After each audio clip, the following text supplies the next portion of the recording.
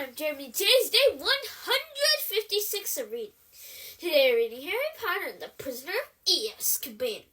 Let's get started. We're on page 176. Field. Wearing canary yellow robes. The captains walked up to each other and shook hands. Diggory smiled at Wood, but Wood now looked as though he had lockjaw and merely nodded. Harry saw Madame Hooch's mouth form the words, "Mount your brooms." He pulled his right foot out of the mud with a squelch and swung it over his Nimbus 2000. Madame Hooch put her whistle to her lip and gave it a blast that sounded shrill and distant. They were off. Harry rose fast, but his Nimbus was swerving slightly with the wind. He held it as steady as he could and turned, squinting into the rain. Within 5 minutes, Harry was soaked to his skin and frozen, hardly able to see his teammates, let alone the tiny snitch. He flew backward and forward across the field past blurry red and yellow shapes, with no idea of what was happening in the rest of the game. He couldn't hear the commentary over the wind. The crowd was hidden beneath a sea of cloaks and battered umbrellas. Twice Harry came very close to being unseated by a bludger. His vision was so clouded by the rain on his glasses he hadn't seen them coming. He lost track of time, and it was getting harder and harder to hold his broom straight.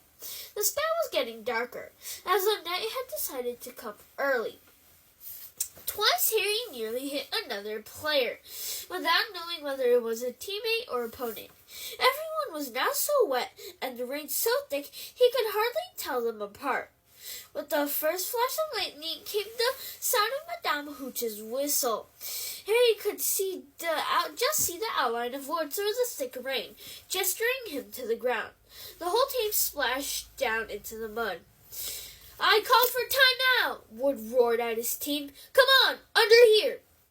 They huddled at the edge of the field under a large umbrella. He took off his glasses and wiped them hurriedly on his robes. "What's the score?" "We're 50 points up," said Wood, "but unless we get the snitch soon, we'll be playing into the night." "I've got no chances with these on," Harry said exasperatedly, waving his glasses. At that very moment, Hermione appeared at his shoulder. She was holding her cloak over her head and was inexplicably beaming. "I had an idea! Harry, give me your glasses! Quick!" He handed them to her, and as the team watched in amazement, Hermione tapped him with her wand and said, "Impervious!" "There," she said, handing them back to Harry. "They'll repel water." Wood looked as though he could have kissed her. "Brilliant!" he called hoarsely after her as she disappeared into the crowd. "Okay, team, let's go for it." Hermione's spell had done the trick. Harry was still numb with cold, still wetter than he'd ever been in his life, but he could see. Full of French determination, he urged his broom through the turbulent air, staring in every direction for the snitch, avoiding a bludger, ducking beneath Diggory, who was streaking in the opposite direction. There was another clap of thunder, followed immediately by forked lightning. This was getting more and more dangerous. Harry needed to get to the snitch quickly. He turned, intending to head back toward the middle of the field. But at that moment, another flash of lightning illuminated the stands, and Harry saw something that distracted him completely. The silhouette of an enormous, shaggy black dog, clearly imprinted against the sky, motionless in the topmost empty row of seats. Harry's numb hand slipped on the broom handle and his Nimbus dropped a few feet. Shaking his sodden bangs out of his eyes, Harry squinted back into the stands. The dog had vanished. "Harry!" came Wood's anguished yell from Gryffindor's goalposts. "Harry, behind you!"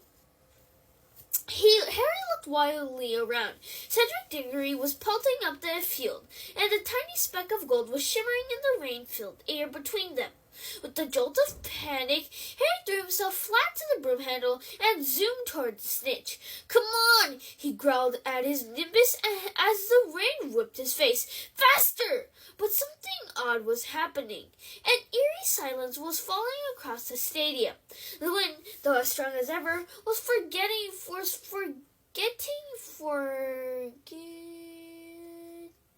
to roar.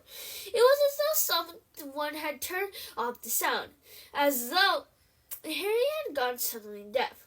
What was going on? And then a horribly familiar wave of cold swept over him, inside him, just as he became aware of something moving on the field below.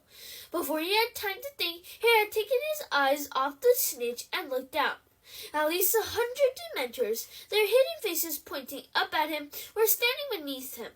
It was as though freezing water was rising in his chest, cutting at his insides. And then he heard it again. Someone was screaming inside his head. A woman. "Not Harry! Not Harry! Please not Harry! Stand aside, you silly girl! Stand aside! Now!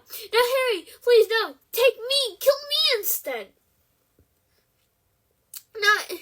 Numbing, swirling white mist was filling Harry's brain. What was he doing? Why was he flying? He needed to help her. She was going to die. She was going to be murdered. He was falling through the icy mist. "Not Harry! Please! Have mercy! Have mercy!" A shrill voice was laughing. The woman was screaming, and Harry knew no more. Lucky the ground was so soft. I thought he was dead for sure. But he didn't even break his glasses. Harry could hear the voices whispering, but they made no sense whatsoever. He didn't have a clue where he was, or how he got there, or what he'd been doing before he got there. All he knew is that every inch of him was aching as though it had been beaten.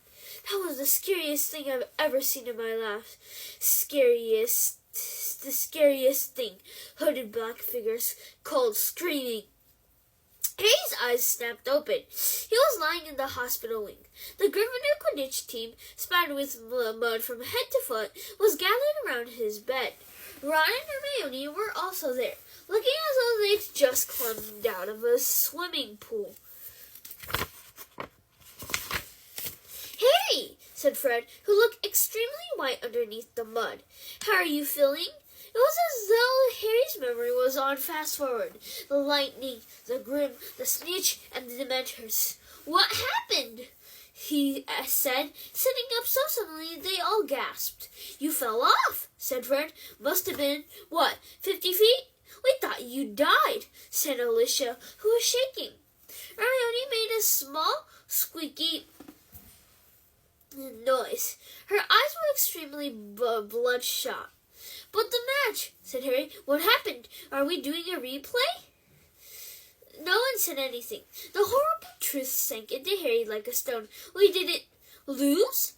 "Diggory got the snitch," said George, "just after you fell. He didn't realize what had happened. When he looked back and saw you on the ground, he tried to call it off. Wanted a rematch, but they wanted fair and square. Even Wood admits it." "Where is Wood?" said Harry, suddenly realizing he wasn't there. "Still in the showers," said Fred. "We think he's trying to drown himself." Harry put his face to his knees, his hand gripping his hair. Fred grabbed his shoulder and shook it roughly. "Come on, Harry. You've never missed a snitch before." "There had to be one time you didn't get it," said George. "It's not over yet," said Fred. "We lost by 100 points. Thank you, everyone. That's all for today. Bye. See you tomorrow.